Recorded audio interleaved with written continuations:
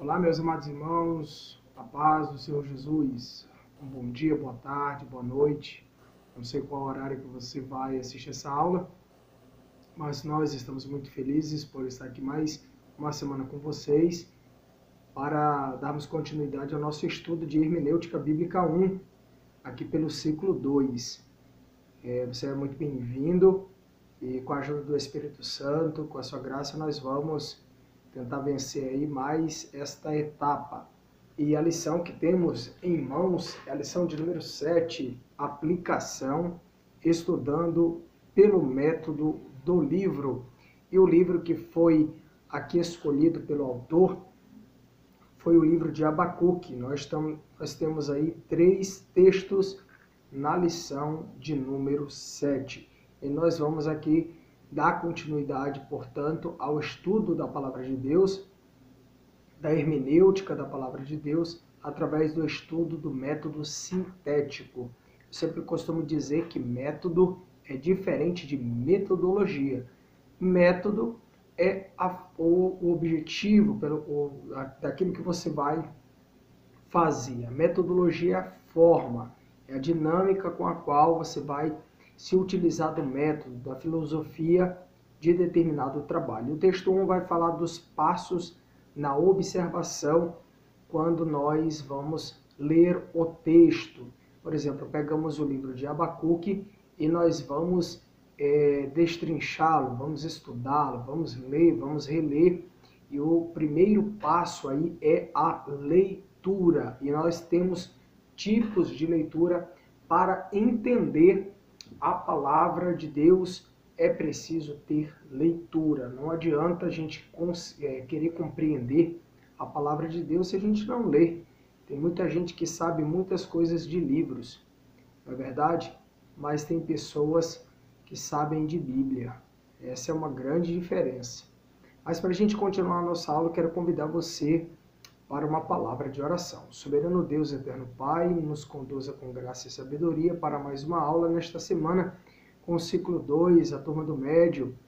Nós somos a Igreja Evangélica Assembleia de Deus, na cidade de Maringá. Estamos muito felizes por este grupo de irmãos que tem nos acompanhado aqui online, através das gravações aqui no nosso canal no YouTube. Deus, muito obrigado por tudo e os abençoe em nome de Jesus. Amém.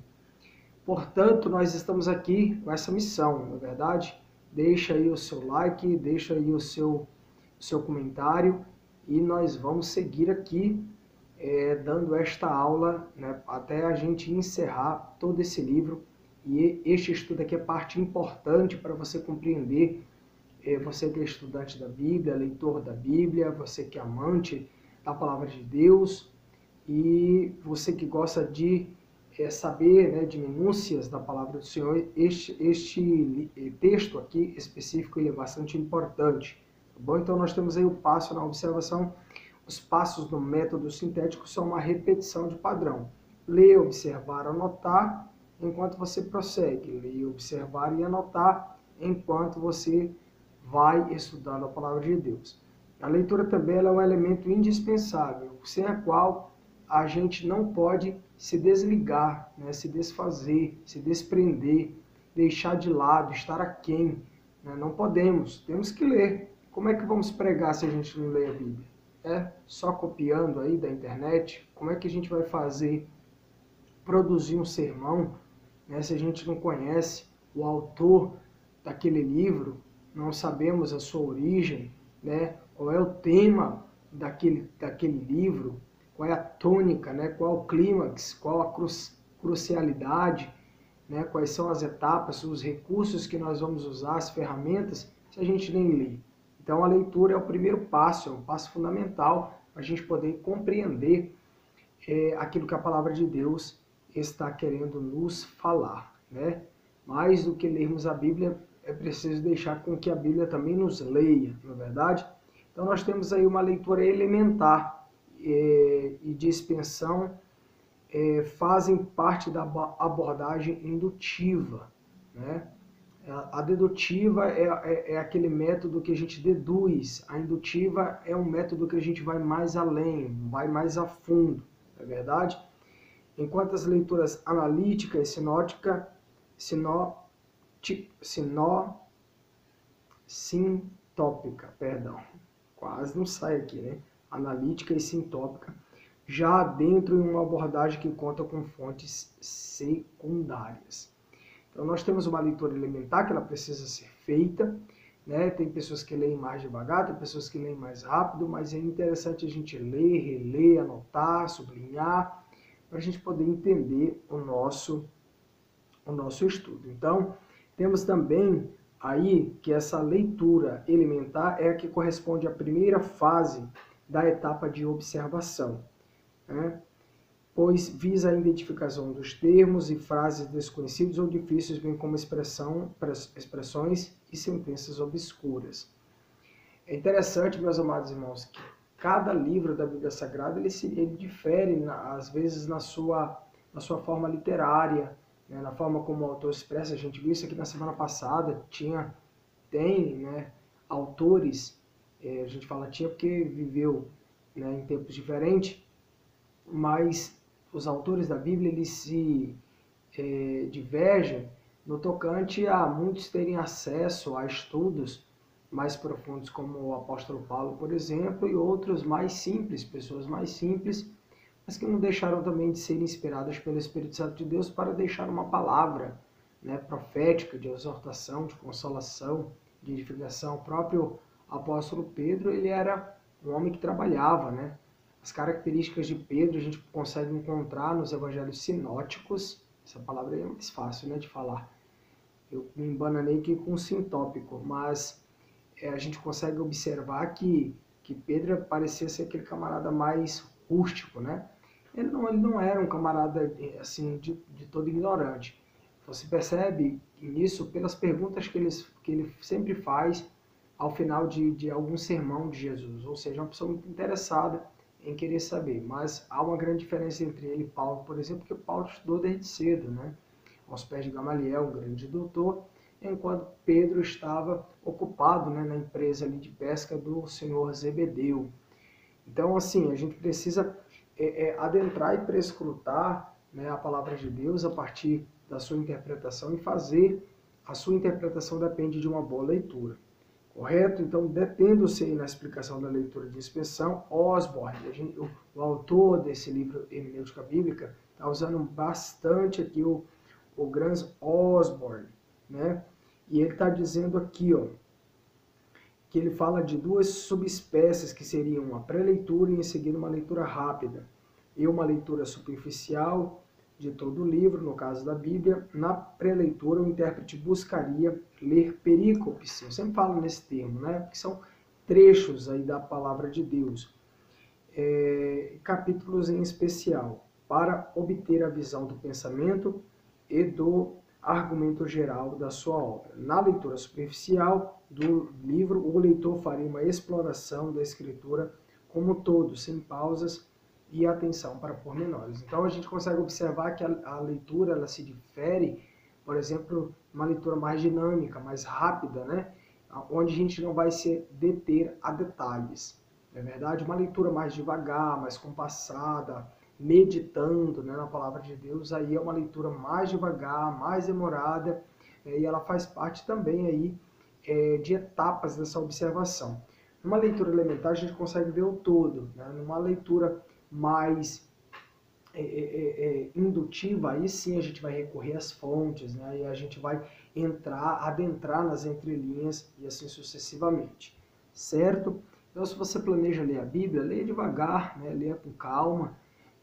Se você tem uma leitura dinâmica, uma leitura mais rápida, também, mas se você tem uma dificuldade de ler mais rapidamente, então planeje o seu dia, planeje o seu momento e leia a palavra de Deus. Passo 1, descobrir o tema principal. Passo 2, o desenvolvimento desse tema principal. Passo 3, a gente tem os termos, a atmosfera do livro, né? Nós temos aí a forma literária e nós temos os recursos literários e progressão. É importante, por exemplo, vamos pegar aqui o livro de Abacuque. O livro de Abacuque ele tem um tema central. Qual é? O justo viverá da fé. Não é verdade? Como que a gente faz para descobrir isso? Lendo o livro de Abacuque. Se você não ler, não tiver acesso, né, a essa leitura, partindo de uma leitura inicial, de uma pré-leitura, de uma leitura elementar, como é que você vai chegar a essa descoberta? Fica até difícil, não é verdade? Então, a gente precisa ler todo o livro. Vocês lembram que eu sempre falo com vocês que as pessoas elas fomentam aí heresias a partir de textos isolados da Bíblia Sagrada e eles vão fundamentalizar, né, ou fundamentar com base em versículos isolados e aí vão sistematizar e acaba se tornando aí uma heresia. O desenvolvimento do tema principal, quando a gente descobre através da leitura, é algo também que vai nos ajudar bastante para a compreensão do texto em que nós estamos lendo. Não é verdade?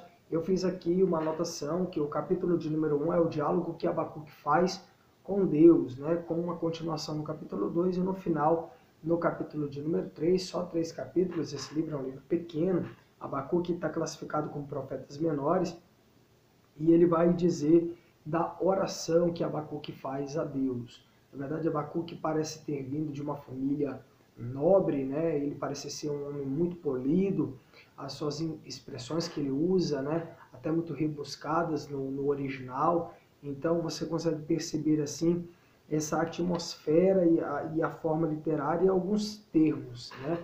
Às vezes a gente olha a palavra de Deus e nessa leitura elementar a gente consegue já identificar que muitas das vezes tem ali alguma palavra que a gente não conhece e a gente vai buscar uma ajuda no dicionário, né? Eu vou citar aqui um exemplo assim, até bem simplório.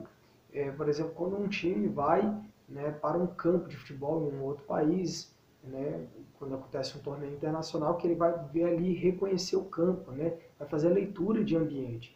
Então, para ele poder se sentir ali antenado. Da mesma forma somos nós quando vamos ler a Bíblia. Não podemos simplesmente chegar aí, né, e cair de paraquedas. A gente precisa saber, compreender, ver, olhar, observar, não é verdade? Uma vez eu estava lendo o livro de Esther e eu vi a palavra Correios, isso aí no começo da minha fé. Eu disse, meu Deus, né? Naquele tempo já existia Correios, né? É claro que não é essa empresa que leva nome, mas eram mensageiros que levavam mensagens. Na Bíblia, quando você faz uma leitura mais calma, mais compassada, meditando nela, você vai ver assim riquezas insondáveis. Na verdade, você vai ver detalhes ali que às vezes passa despercebido. Por exemplo, Rebeca tinha uma dor de cabeça só com as noras dela, né? Isso está na Bíblia. Quer ver uma outra curiosidade? Teve um homem que correu quase 42 quilômetros na Bíblia para entregar uma mensagem, uma maratona.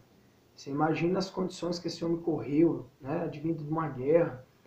Então, assim, a gente vai vendo minúcias na palavra de Deus, que às vezes a palavra de Deus é infinita, ela é inerrante, a gente não consegue lembrar de tudo, memorizar tudo, é impossível, né? Tem gente que sabe muito da Bíblia, mas não sabe tudo, então a gente nunca sabe tudo da Bíblia, né? Aí você vai lendo, por exemplo, você lê ali o livro de Salmos, você vai ver que o sopro de Deus geada, né? É o sopro de Deus que sai das narinas do Senhor, claro, né? Que é de uma figura de linguagem mais poética, mas a gente vê assim, as belezas nessas entrelinhas. Correto? Então a gente fechou aqui ao texto de número 1, e só lembrando que no passo de número 4 a gente tem os recursos literários e a progressão do texto. Lembra dos recursos lá? Foram bastante enumerados. Eu até anotei aqui de novo: comparação e contraste, repetição, alternância, continuidade e continuação, né? Aquelas duas diferenças, clímax e crucialidade, particularização e generalização, causalidade e comprovação, instrumentação, explicação, preparação, resumo, interrogação, harmonia, principalidade, radiação, síntese. Então, são todos os recursos que a gente consegue usar para a gente poder compreender a Bíblia. Inclusive, aqui na página do número 118, o autor coloca a intercalação e a alternância, né? Ele usa o texto aí, um recorte do livro de Colossenses, e aí ele compara aí A e B.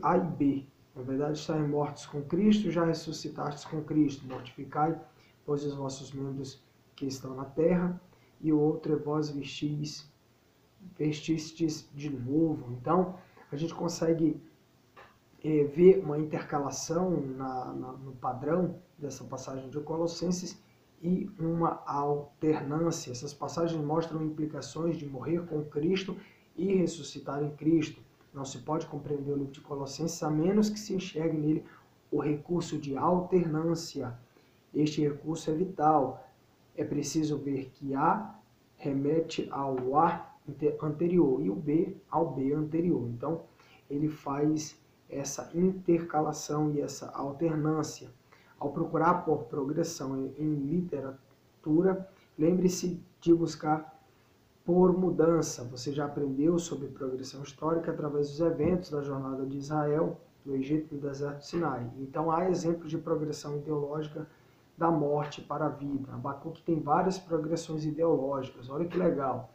E você deverá procurar por mudanças amplas e gerais do início ao fim. Agora que você já leu o livro algumas vezes, você está pronto para se familiarizar com ele. Fiz questão de ler esse último parágrafo para a gente poder compreender, né, que nosso estudo de hermenêutica bíblica, ele passa, sim, por um crivo, por uma leitura mais acentuada, mais pormenorizadas, para a gente poder entender o livro aqui, por exemplo, de Abacuque, que é usado como exemplo. O texto 2, a gente vai esboçar Abacuque, você pode virar a página, e na página 120 você já tem todo um croquis pronto, né?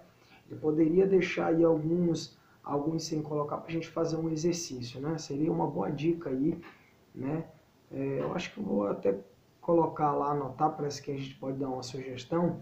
Seria legal no livro aqui a gente poder ir completando, não é verdade?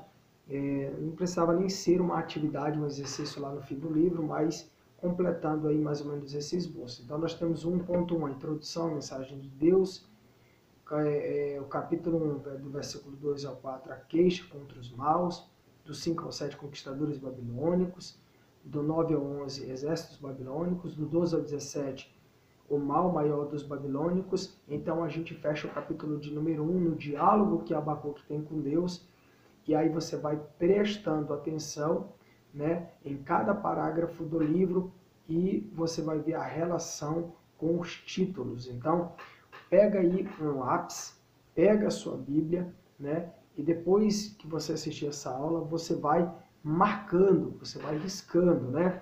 Capítulo 1, versículo 1, aí você faz um colchete. Do versículo 2 ao 4, você faz um colchete aqui maior. Não é verdade? Isso vai ajudar você a compreender, né? Você vai pegar a sua Bíblia, vai demarcar aqui com o colchete o versículo 1, depois o 2 ao 4 e vai colocando, né? No versículo 1 você coloca a introdução, a mensagem de Deus, do 2 ao 4, a queixa contra os maus e assim sucessivamente. E aí você vai ter uma visão melhor desse estudo, certo? Então, Grant R. Osborne traz uma nota interessante sobre diferenças gramaticais entre o Antigo e o Novo Testamento. Naquele, as orações principais predominam, de modo que o diagrama linear pode recorrer a padrões de retórica, princípios de composição, para verificar o arranjo e o desenvolvimento das ideias. Ele fala isso porque ele oferece algumas sugestões práticas, né? A adoção de versões bíblicas mais literais, porque mais próximas da estrutura do hebraico e do grego, a criação de gráficos verticais e não horizontais mais adequados para o diagrama do livro inteiro, a configuração de gráficos lineares ou blocos e de orações e frases e expressões relevantes. Ele está falando de subdivisões, maiores e menores dos capítulos, dos parágrafos, né? Como orações, frases, locuções prepositivas, diferentemente dos capítulos e versículos que foram organizados, respectivamente no século XIII e a século XVI. A divisão em parágrafos observa mais adequadamente o fluxo de pensamento e vem demarcada em algumas edições bíblicas, por exemplo, com a primeira letra em negrito ou com a primeira linha recuada. Bíblias mais antigas, né, de traduções mais próximas do original, a gente vai conseguir observar essas observações que Graham Osborne coloca. E eu acho interessante que quando a Bíblia foi escrita, ela não foi colocada à sua disposição em capítulos e versículos.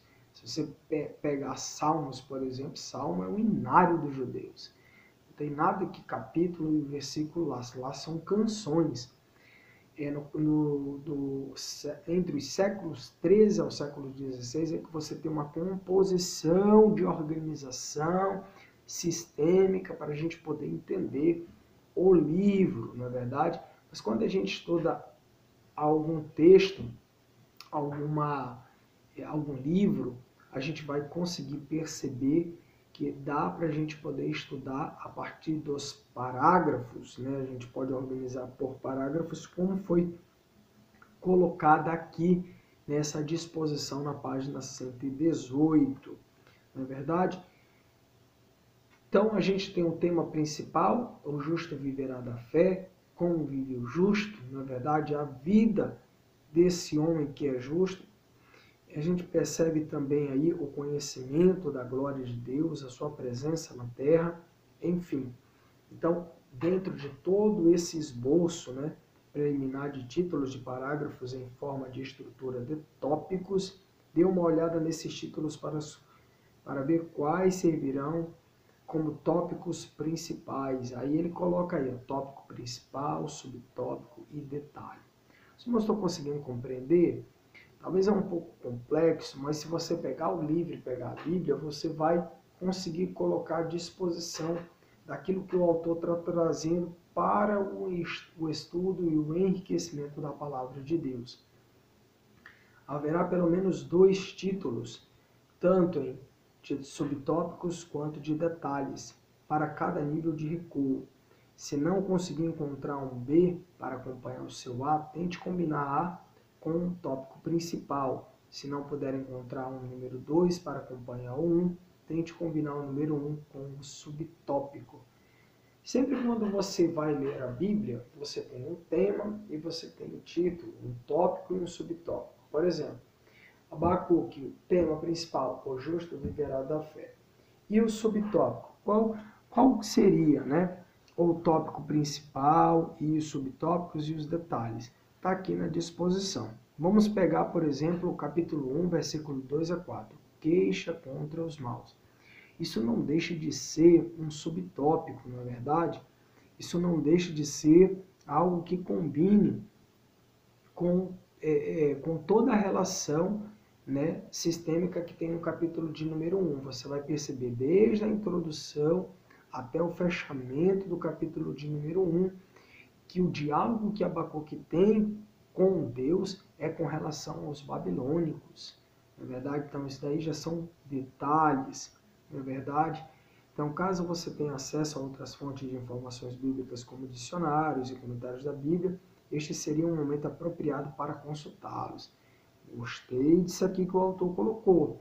Tem livros aqui atrás, ó. Não me deixa errar. Vamos pegar aqui, ó, o manual Unger, manual bíblico Unger. Compre esse livro, meu irmão. É um livro que você vai perceber toda uma disposição, uma característica para melhorar o teu estudo da palavra de Deus. Vou aqui pegar aqui e abrir em Abacuque. E a gente vai perceber que ele traz toda uma disposição para a gente poder estudar a palavra de Deus. Vamos pegar aqui Miqueias, Jonas, Amós. Opa, pulou aqui o Abacuque. Abacuque tá difícil de achei. Abacuque.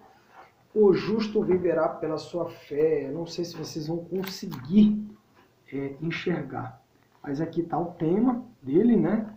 O justo viverá da fé. Tem um esboço aqui, o capítulo 1, capítulo 2 e capítulo de número 3. Capítulo 1, o juízo de Judá pelos caldeus. Né? Tá aí um título. E um tópico. O tópico, vamos pegar aqui de 1 a 4. O problema. Por que o Senhor não julgou o pecado de Judá. Segundo subtópico, a solução divina, dos versículos 5 a 11.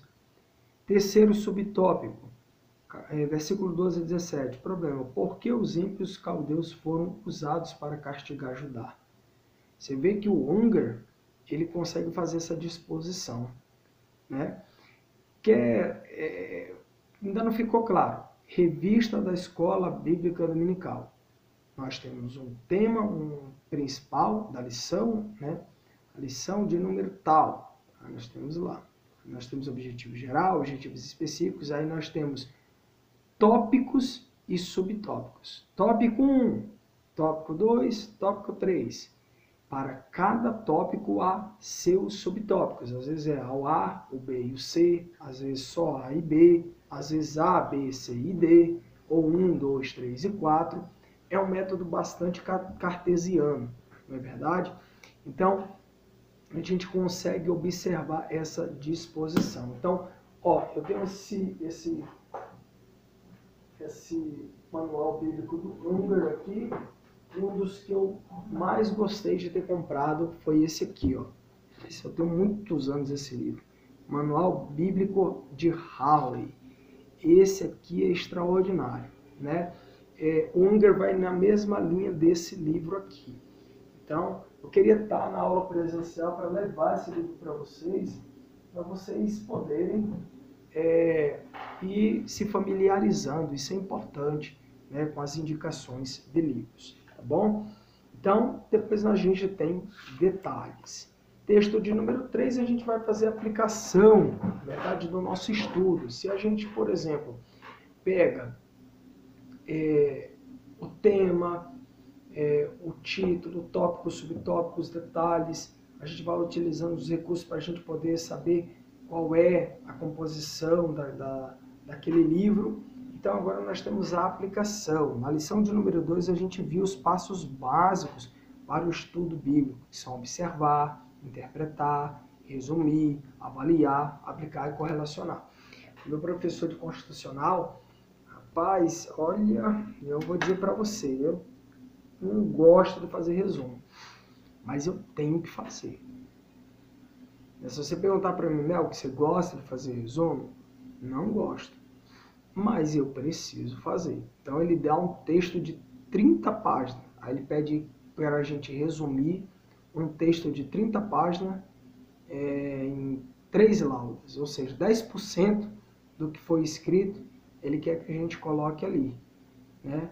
Um resumão de 30 páginas em 3. Já pensou? Na Bíblia, né? Aí para mim eu não tenho tanta dificuldade de fazer um resumo, porque é uma coisa que eu gosto, na verdade. Se eu tiver que fazer, por exemplo, outras leituras, eu faço porque é necessário, mas não que eu necessariamente goste, na verdade. Mas os resumos são importantes, as sínteses são importantes, às vezes um fichamento de determinado livro é importante, principalmente para quem dá estudo bíblico, ou para quem prega de forma expositiva. Nós temos o sermão temático, o sermão textual e o sermão expositivo. Eu te encontro lá em homilética e a gente vai estudar sobre esse tema, tá bom? Então, a poesia hebraica. Pensando no exemplo do livro de Abacuque, podemos observar que o seu capítulo 3 é dedicado ao gênero literário de poesia. E é verdade, a oração que Abacuque faz a Deus é uma poesia, né?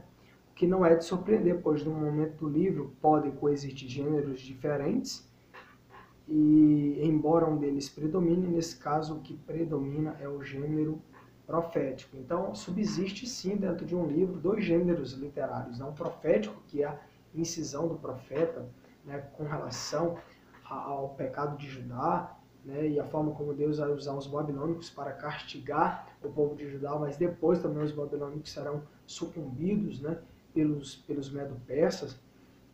Há uma permissividade de Deus para a prova que Judá vai vivenciar por quanto eles não se arrependeram do seu pecado.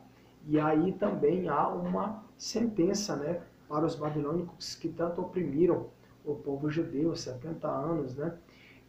Uma vez eu tentei pensar naquele Salmo 137, né? que os judeus penduraram as harpas nos salgueiros que haviam em Jerusalém, né? E o povo pedia canções para eles e eles não cantavam. Né? Às vezes, aí eu me peguei pensando se de repente um babilônico não chegava até um judeu, né? E eu não sei como que ele se comunicava, mas alguém podia dizer assim, não é vocês que eram lá de Jerusalém que cantavam, agora canta aí. Na verdade, não sei se para fazer talvez um deboche, tem gente que já consegue perceber dentro de um óculos, de uma perspectiva com a qual eles pediam canções porque sabiam que o povo de Israel tinha belas canções. Na verdade, então assim, depende muito de como você vai interpretar e você vai encontrar fontes para isso, para você talvez também não fazer uma interpretação errada. Correto? Então vamos aí. O que caracteriza a poesia hebraica é o paralelismo, isso a gente já falou, né? Não é e não a métrica ou a rima. Esta existe, mas é rara. Os textos poéticos da Bíblia mantêm o seu fulgor literário em todos os idiomas, porque sua beleza não depende da sonoridade dos termos, mas sim das suas vívidas imagens manifestas e ricas figuras de linguagem e princípios de composição, bem como seus paralelos entre 2, 3 e 4 versos. Então, não está na sonoridade, talvez, da palavra, né? E sim naquilo que realmente compõe a fala, né? Do profeta, no caso aqui de Abacuque, de um autor que deixou escrito. Então, cerca de um terço do Antigo Testamento foi escrito de forma poética. Essa forma poética ela deixa até um pouco mais leve, porque a poesia é uma coisa boa de se ler, não é verdade? É uma coisa boa de se ouvir, né? De se ler. A poesia é uma coisa boa. Tem gente que não é muito familiarizado, mas é muito bom. Então, os livros poéticos da Bíblia são Jó, Salomão, Salmos, né? Provérbios, Eclesiastes, Cantares, enfim. Todos esses dentro de uma leitura sapiencial. Nos livros poéticos a gente estuda isso daí melhor, tá bom? Então você também já aprendeu que devemos vir à palavra de Deus com uma atitude reverente de oração, né? E ela é a mensagem de Deus aos homens geral, mas também a mensagem de Deus a nós, né? Pessoalmente. Então Deus fala pessoalmente quando lemos e estudamos as Escrituras. Então, o texto 3 é um texto bem mais fácil, bem mais tranquilo, que fala da aplicação de quando você vai ler, por exemplo, Abacuque, e aí você percebe que há uma permissividade de Deus para que os babilônicos venham escravizar o povo de Judá, para que ele vá para o cativeiro babilônico e lá fique lá 70 anos, de uma certa forma, uma pedagogia de Deus para isso. Né? Então, às vezes nós desobedecemos e podemos entrar num cativeiro babilônico espiritual. Olha que interessante, né? Ou seja, eu estou fazendo uma aplicação do texto que aconteceu, né, muitos anos antes de Cristo, não é verdade? E agora, na atualidade, eu consigo pegar essa mensagem de Abacuque e aplicar, por exemplo, para uma igreja. Às vezes é uma igreja rebelde, uma igreja que tem facção. Vamos pensar na igreja de Corinto, por exemplo, que tinha sérios problemas de ordem ética e moral lá, né? Então, assim, a pedagogia divina precisou entrar em ação para que eles pudessem, né, de uma certa forma, obedecer a palavra de Deus pela instrumentalidade de Paulo, né? Então, as leis e as atitudes de Deus sobre as coisas não mudam, são princípios imutáveis, tá bom? Uma vez que no Antigo Testamento Deus declarou, né, odiar o divórcio, esteja certo de que ele o odeia.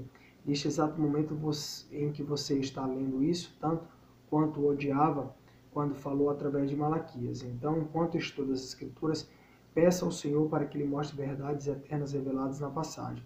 Faça ao Senhor as perguntas específicas. Isso é algo que eu devo crer? Isso é algo que eu devo crer? E como eu vou agir de acordo? E assim sucessivamente. Como isso se aplica a mim? O princípio da imutabilidade, né? Ah, mas e lá no Novo Testamento, né? Há uma cláusula lá, por exemplo, no que foi colocado aqui na questão do divórcio, há uma cláusula lá de exceção, né? De exceção que Jesus coloca, né? Então, se há uma cláusula de exceção, amém, né? Dentro de um processo há vários atos, não é verdade? Desde a sua postulação até a sua fase decisória. Na verdade, a gente tem lá a fase postulatória, a fase saneadora, né? E até chegar na fase decisória, a gente tem vários atos. Quando você abre um processo, por exemplo, você tem ali a petição inicial. Da petição inicial vai ter o despacho do juiz, vai ter a intimação da parte, né, ou do réu, e vai ter a audiência. Então, são todos os atos que tem. Meu amado irmão, não turbe o teu coração. A palavra de Deus tem resposta para tudo. Às vezes a gente fica, muitas das vezes, tão pesarosos, né, de achar que Deus não conhece cada realidade. Deus conhece cada realidade. Né? Ninguém pode ser julgado, por exemplo, de uma mesma forma, sem antes, né, lhe atribuir o que de fato é aquela situação. Claro que pecado é pecado, né? Deus é imutável, não é nessa questão que eu estou falando, e sim que Deus entende cada situação. Para cada situação, Deus tem uma maneira de trabalhar. É isso que eu quero dizer. Jesus foi muito perfeito nas atitudes que ele fazia. Na verdade, um dia chegou uma mulher pecadora lá, foi pega num ato, irmão, de adultério, meu Deus, e ela tinha que ser apedrejada, né? Ela e o rapaz. Né? E aí a lei mandava apedrejar. E aí? Mas Jesus não veio para cumprir toda a lei? Como é que ficava a situação? Né? Aí Jesus, muito sábio, né, muito tranquilo, disse: olha, aqui não tem pecado, aí atire a primeira pedra, porque Jesus conhecia o coração pecador dos escribas e dos fariseus. Jesus não encobriu o pecado, Jesus não passou mão, Jesus deu uma palavra foi forte para aquela mulher: vá e não peques mais, vá e largue seu vício de adulterar, né? Vá, né, e me sirva, e seja uma mulher prudente, né? Vai e não se meta em encrenca, tenha fé em Deus. Então tem toda essa situação. Então é muito importante estudar a palavra de Deus. A gente vai fechar aqui, na verdade, a lição de número 7, depois agora nós já vamos para 8. Então você fica com esse vídeo aí, leia, releia, faça os exercícios, te prepara para a prova, tá bom? E qualquer dúvida, entre com a gente em contato aí no privado e a gente vai estar conversando juntos, tá bom? Tirando mais dúvidas. Provavelmente o próximo livro a gente já volta no presencial, já vai preparando o teu coração, já vai preparando aí a tua dinâmica, tá bom? A gente está vendo, está sentindo que as coisas estão flexibilizando, então nós vamos voltar para nossas aulas presencial, tá bom? Deus em Cristo abençoe e até logo mais para o próximo vídeo da lição de número 8.